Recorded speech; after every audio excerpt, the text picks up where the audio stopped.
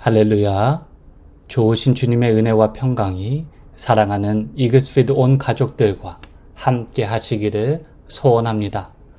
2025년 10월 17일 금요일 아침입니다. 오늘 우리가 함께 나눌 하나님의 말씀은 역대하 27장 1절에서 28장 15절까지의 말씀입니다. 오늘도 말씀의 분량이 꽤 깁니다. 함께 눈으로 본문을 읽어 내려가시면 좋겠습니다. 요담이 왕위에 오를 때에 나이가 25세라. 예루살렘에서 16년 동안 다스리니라.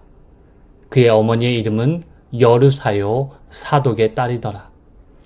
요담이 그의 아버지 우시아의 모든 행위대로 여호와 보시기에 정직하게 행하였으나 여호와의 성전에는 들어가지 아니하였고 백성은 여전히 부패하였더라. 그가 여호와의 전 윗문을 건축하고 또 오베 성벽을 많이 증축하고 유다 산중에 성읍들을 건축하며 숲을 가운데에 견고한 진영들과 망대를 건축하고 암몬 자손의 왕과 더불어 싸워 그들을 이겼더니 그 해에 암몬 자손이 은 100달란트와 밀 10,000고르와 보리 10,000고르를 바쳤고 제2년과 제3년에도 암몬 자손이 그와 같이 바쳤더라. 요담이 그의 하나님 여호와 앞에서 바른 길을 걸었으므로 점점 강하여졌더라. 요담의 남은 사적과 그의 모든 전쟁과 행위는 이스라엘과 유다 열왕기에 기록되니라. 요담이 왕위에 오를 때의 나이가 25세요. 예루살렘에서 다스린 지 16년이라. 그가 그의 조상들과 함께 누움에 다윗성에 장사되고 그의 아들 아하스가 대신하여 왕이 되니라. 아하스가 왕위에 오를 때의 나이가 20세라.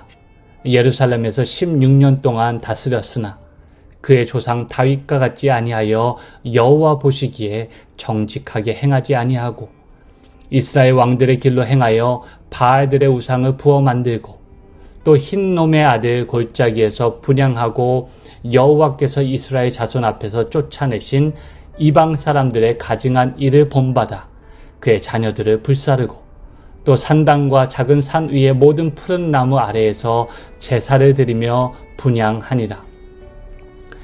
그러므로 그의 하나님 여호와께서 그를 아람 왕의 손에 넘기심에 그들이 쳐서 심히 많은 무리를 사로잡아 다메섹으로 갔으며 또 이스라엘 왕의 손에 넘기심에 그가 쳐서 크게 살육하였으니 이는 그의 조상들의 하나님 여호와를 버렸습니다. 르말라의 아들 베가가 유다에서 하루 동안 용사 12만 명을 죽였으며 에브라임의 용사 시그리는 왕의 아들 마아세야와 국내 대신 아스리김과 총리 대신 엘가나를 죽였더라. 이스라엘 자손이 그들의 형제 중에서 그들의 아내와 자녀를 합하여 20만 명을 사로잡고 그들의 재물을 많이 노략하여 사마리아로 가져가니 그곳에 여호와의 선지자가 있는데 이름은 오뎃이라. 그가 사마리아로 돌아오는 군대를 영접하고 그들에게 이르되 너희 조상의 하나님 여호와께서 유다에게 진노하셨으므로 너희 손에 넘기셨거늘 너희의 노기가 충전하여 살육하고 이제 너희가 또 유다와 예루살렘 백성들을 압제하여 노예로 삼고자 생각하는도다. 그러나 너희는 너희 하나님 여호와께 범죄함이 없느냐? 그런즉 너희는 내 말을 듣고 너희의 형제들 중에 사로잡아온 포로를 놓아 돌아가게 하라. 여호와의 진노가 너희에게 임박하였느니라 한지라. 에브라임의 자손의 우두머리 몇 사람 곧 요하난의 아들 아사랴와 무실레몬의 아들 베랴갸와 살룸의 아들 여이스기야와 하들레의 아들 아마사가 일어나서 전쟁에 돌아오는 자들을 막으며 그들에게 이르되 너희는 이 포로를 이리로 끌어들이지 못하리라. 너희가 행하는 일이 우리를 여호와께 허물이 있게 함이니 우리의 죄와 허물을 더하게 함이로다. 우리의 허물이 이미 커서 진노하심이 이스라엘에게 임박하였느니라 하매 이에 무기를 가진 사람들이 포로와 노략한 물건을 방백들과 온 회중 앞에 둔지라. 이 위에 이름이 기록된 자들이 일어나서 포로를 맞고 노력하여 온 것 중에서 옷을 가져다가 벗은 자들에게 입히며 신을 신기며 먹이게 마시게 하며 기름을 바르고 그 약한 자들은 모두 나귀에 태워 데리고 종려나무성 여리고에 이르러 그의 형제에게 돌려준 후에 사마리아로 돌아갔더라. 아멘. 먼저 어제 우리가 함께 살펴보았던 아사랴의 왕의 아들 요담에 대해 말씀드리고자 합니다. 아사랴가 말년에 나병에 걸리자 요담은 아버지 곁에서 나라의 일을 함께 감당하며 섭정의 역할을 맡았습니다. 그리고 아버지가 죽은 후에 요담은 정식으로 왕위를 계승하며 유다의 새로운 왕이 되었습니다. 그의 어머니는 사독의 딸 여르사라고 소개되어지는데 사독 가문은 다윗 시대부터 제사장의 사명을 감당해온 뿌리 깊은 제사장 집안이었습니다. 따라서 요담은 왕족과 제사장 가문 사이에서 태어난 인물이었습니다. 요담이라는 이름의 뜻은 여호와는 온전하다라는 뜻입니다. 그는 여호와의 온전하심을 따라 살아가고자 했습니다. 비록 유다의 산당을 완전히 제거하지는 못했지만 아버지 아사랴가 말년에 교만하여 성전을 분향하고 하나님께 징계받고 성전에서 추방된 일을 기억하며 요담 자신은 하나님 앞에 겸손하고 온전하고자 했습니다. 2절 말씀을 보시면 요담은 여호와의 성전에는 들어가지 아니하였다라고 기록하고 있는데 이 말은 그가 아버지와 달리 성전에 들어가 분향하는 죄악을 범하지 않았다는 뜻으로 풀이할 수 있습니다. 요담은 선함과 동일한 죄악을 되풀이하지는 않았지만 동시에 그가 이룬 강성함은 잘 유지하고 더욱 확장해 나간 것을 오늘 본문을 통해 확인해 볼 수 있습니다. 요담은 예루살렘을 든든히 세우고 또 여러 산지에 요새를 세웠습니다. 그리고 암몬과의 전쟁에서도 승리하여 그들로부터 조공을 받는 강한 나라로 세워 나갔습니다.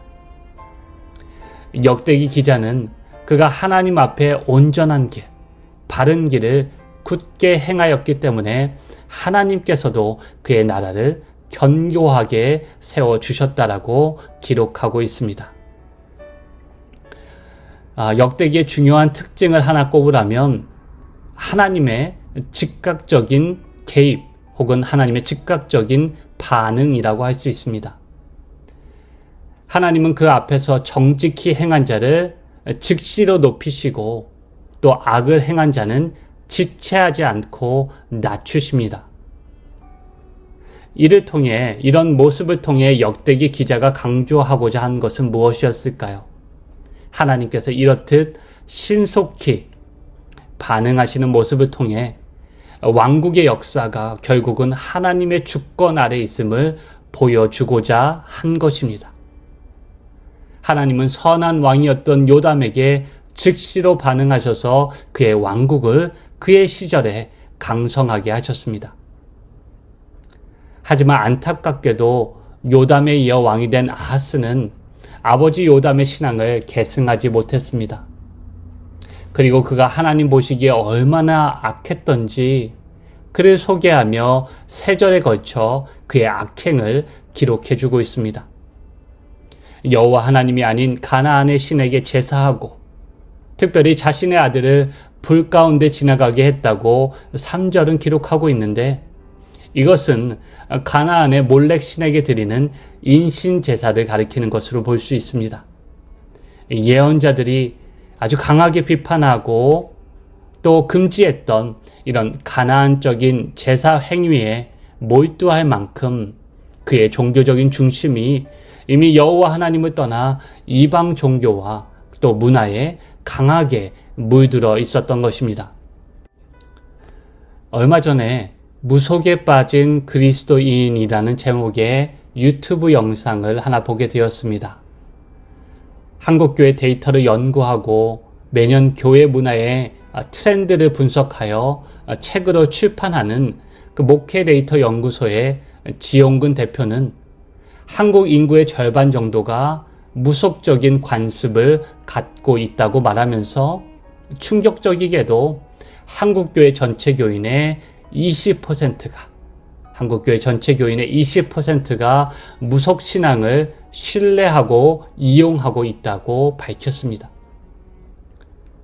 결론부터 말씀을 드리면 교인 중에 상당한 사람들이 무속신앙을 의지하는데 그들이 하나님을 믿는 이유와 무속신앙을 믿는 이유가 동일하기 때문이라고 말합니다.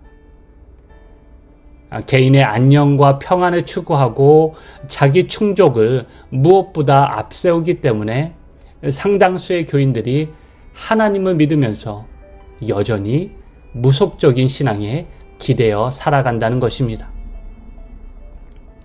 다시 본문으로 돌아가서 가나안 신앙에 몰두한 아하스 왕은 그의 시대에 결국 하나님의 즉각적인 보응을 받게 됩니다. 5절은 분명히 밝히고 있습니다.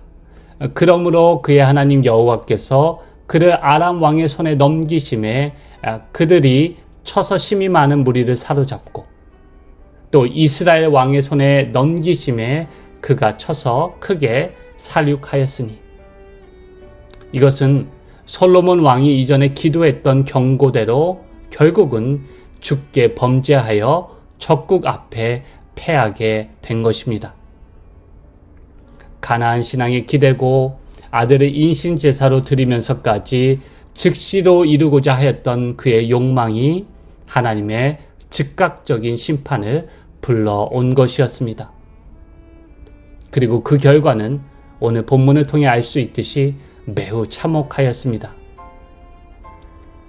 수많은 사람들이 죽고 유다의 지도자들이 살해되고 수많은 유대 백성들이 포로로 잡혀 사마리아로 끌려갔습니다. 마치 그 광경은 하나님이 유다를 완전히 포기하신 것처럼 보였습니다.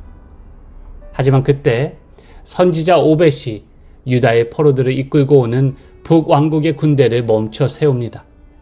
그리고 그는 북이스라엘이 유다를 칠 수 있었던 것은 여호와께서 그들에게 진노하셨기 때문이지만 너희가 분노로 그들을 잔혹하게 다루었으니 너희도 하나님께 범죄하였고 너희를 향한 하나님의 진노가 임박했다는 것을 선포하였습니다. 이에 마치 요나의 외침 앞에서 니느웨 성읍이 회개했던 것처럼 그들은 마음을 돌이키고 포로된 유다 백성들을 풀어주고 그들을 입히고 먹이고 그들의 상처를 싸매고 기름을 그들에게 붓고 여리고로 돌려보냅니다.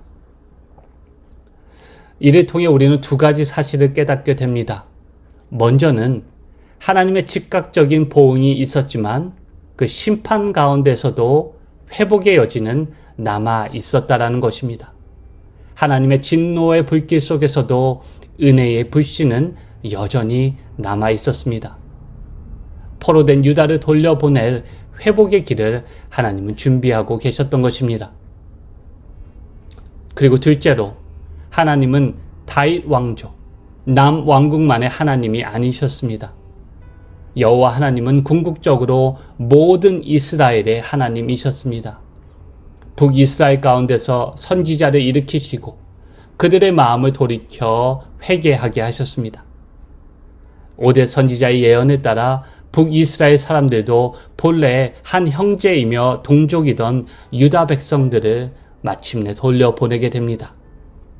이런 모습은 온 이스라엘의 회복의 가능성을 시사하는 그런 모습이라고 볼 수 있습니다.